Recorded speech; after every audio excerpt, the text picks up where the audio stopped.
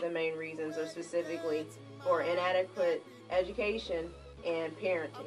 Without those two things, it is very difficult for a child to be raised in a successful environment and grow up and become successful without that type of support. I've known so many guys that play basketball in high school, middle school, come to, high school, they're like, yeah, I'm going to the NBA. The odds of getting the NFL or the NBA are so slim. You have a whole race of men thinking the only way to be successful is to, throw a ball in a hoop. What do you expect them to do when they're not even getting education? Throughout these years in high school, I've known guys that I don't even know if they can speak a full sentence of English correctly because their whole life they've been playing basketball. I have a question for you. Do you think that's coming out of these people not having like role models in their life?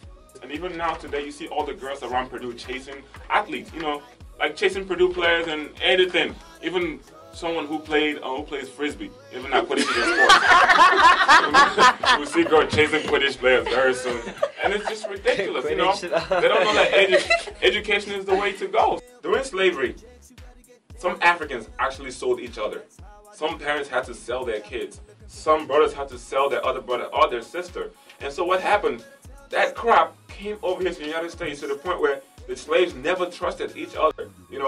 And up to today, you can still see that in our communities today. Like, we do not trust each other at all. Here at Purdue University, the Indians stick together. The Chinese stick together. Everybody stick together. African Americans, even Africans, try to still stick together. But you can tell that there's so much conflict in between. Like one time, I had an African TA. He was from Ghana. And when I walked into class, I'm like, oh my God, I have passed this class, man. There's an African TA, he's gonna help me out. Boy, was I wrong. This guy tried to make me suffer. He said, oh, you think this class will be easy? If you miss any class, I will fail you. It just made my life so terrible. What did you say? You heard of the Asian beat cheating system? Have you heard of the ICN, the Indian Cheating Network? I agree. I feel like that is definitely one of the implications of slavery. I feel light skin versus dark skin and what's better. I think it's silly, but it is just another implication of slavery. For example, house slaves who were darker skin tone had to work out in the fields, while lighter skin tone slaves got to stay in the house. That's another implication of slavery. When slaves were brought over here, they were taken and separated from their families. Who knows if they'll ever see them again? It didn't matter. You were given new names. We were taken names like Nawai were taken away, which means peacemaker, and we were given names like Harriet, which means home ruler. And the definition of home ruler is one who favors or advocates home rule. And these are the type of things and implications that you can still see on our society today. We have a caller on the phone, so I'm going to put her online and see what she has to say. How are we behind in today's society? My parents came to East Cleveland, Ohio with 2 cents in their pocket. My brother goes to law school. My sister is working in Africa. And I go to Purdue University. My younger sister's in college. I have 2 other twin sisters in private school. That excuse of not having opportunity is honestly bull. And because I was from the hood. I am from the hood. If you wanna go to East Cleveland and you want to see the hood, you can go and see it. But for me to be here is a true testament that hard work pays off, period. It doesn't matter where you're from, where your background is. You work hard, you're in the land of opportunity. So this whole idea that, oh, I can only be a rapper, I can only be this, I can only sling crack and weed and all that bull, get that out of here. Because I don't want to sound very pathetic and stupid, but if it wasn't for slavery, most of the African Americans are still going to be back in Africa, right? No, seriously, right? They're still going to be back in Africa. And it's no better back there. Trust me. There's no financial aid. There's nothing. If you're born poor, you die poor. It's just that simple. Well, I should say that we all have free rights and equal rights here in America, and don't African Americans get more aids and stuff? I can definitely speak on that. Yeah, okay. I think that, it's just one of those things to try to encourage, brown people, or black people, I'm sorry, I say brown,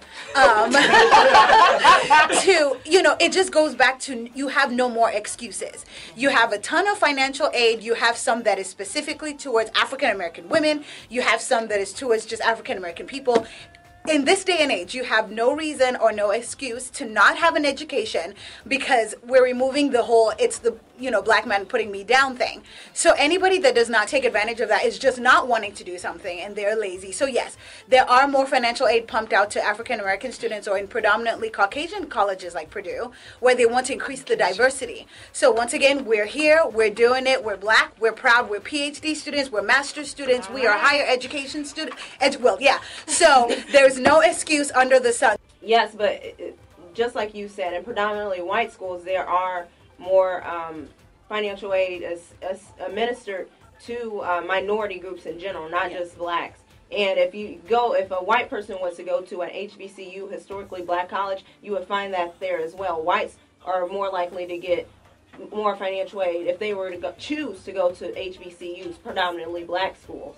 Dang, Damn. girl. Yeah. Dang. She trying to come out her mess. My take on my president is black, I can do whatever I want, I think for me implies that a president is black, there's more opportunities for black people. And he has tried to bring more opportunities, but then it goes back to the same thing where you need to get up and do something about it. You can't take a cow to the river and make it drink water. The opportunities are out there, but you have to go find them. They will not come knocking at your door unless if it's a pizza person or something, pizza delivery. I don't know if you guys remember a couple of months ago when Dr. Bell's face was defaced. Someone marked an X and wrote nigger or whatever. And the whole black community went crazy. Oh my God, this is an abomination. We have to evolve our strategy. We have to become smarter. When I first came to this country, they used to call me African booty scratcher. Every time they do that, I slap them. And they know it works. So they keep doing it. And then when they start calling me African booty scratcher, I ignore them. You know, guess what? They stop doing it. And then moving forward, we all say we're one united front. We don't plan, we don't do anything until once something happens, we all just go crazy. And then guess what? That's it. Up to today, we have done absolutely nothing about that. You know, and then that day was a Thursday. That Thursday, that night, everybody went to Cactus. All the African Americans went. I was there. That's how I knew that. But it's no, seriously, it's sad. It's sad. Going back to that on the Dr. Bell incident, you know, that night I was at the Cactus. at the meeting afterwards, and you know, a lot of people raised some good ideas. But the thing I found interesting was that nothing ever came after that. I feel like, you know, we're all talk and action. For me, all talk but no action. And like, as I grew up, my mama didn't let me think like that. My mama put all of her kids in white neighborhoods, so we wouldn't have that. But my mom didn't let us think like that. She raised all her kids to believe that we all equal. So I don't have that same thing, and I know a lot of people use that. And I hear a lot of my friends that I grew up with saying, like, you know, oh, I can't get anywhere. I can't get a job because the white man won't give me a job. The only job I can get is McDonald's. But a lot of my friends, again, they've been in jail or they smoking weed and they got to ask somebody to pee for them and stuff. Like,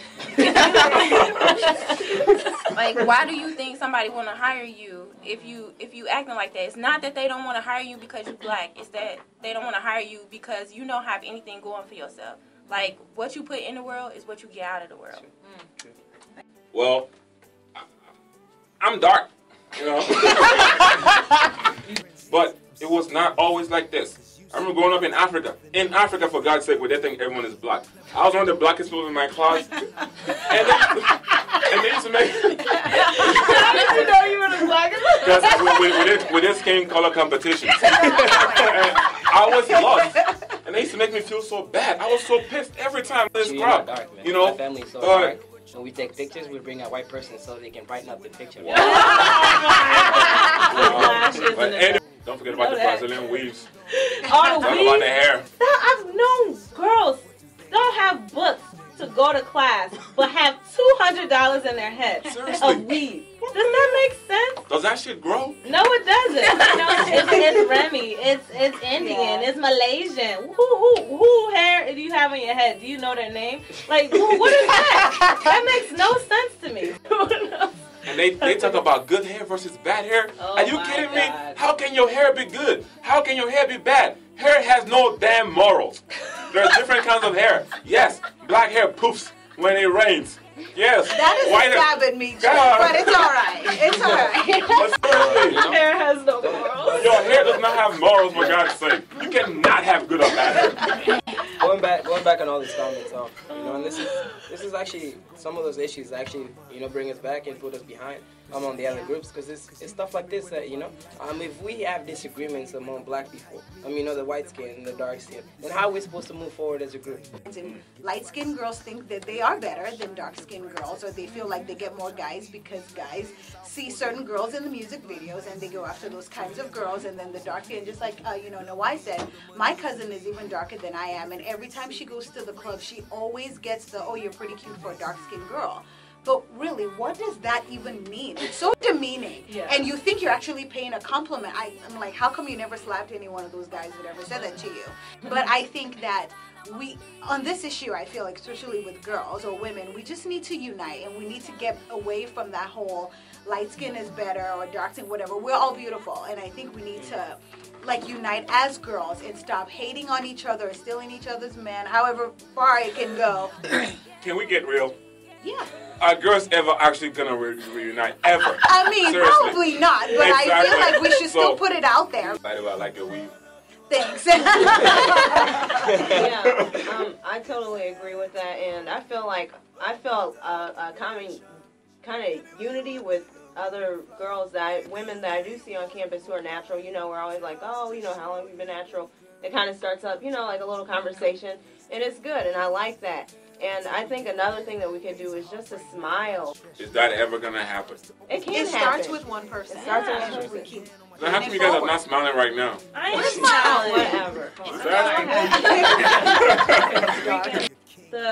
The most important thing for us to move as a unit, as a community, as a united front, we have to love ourselves. We have to love each other. And that is what it comes down to. Black men have to realize they are more than a basketball. They are more than, they're more than their skin, than their muscles, than how big their penis size is. Get past the stereotypes. I'm being serious.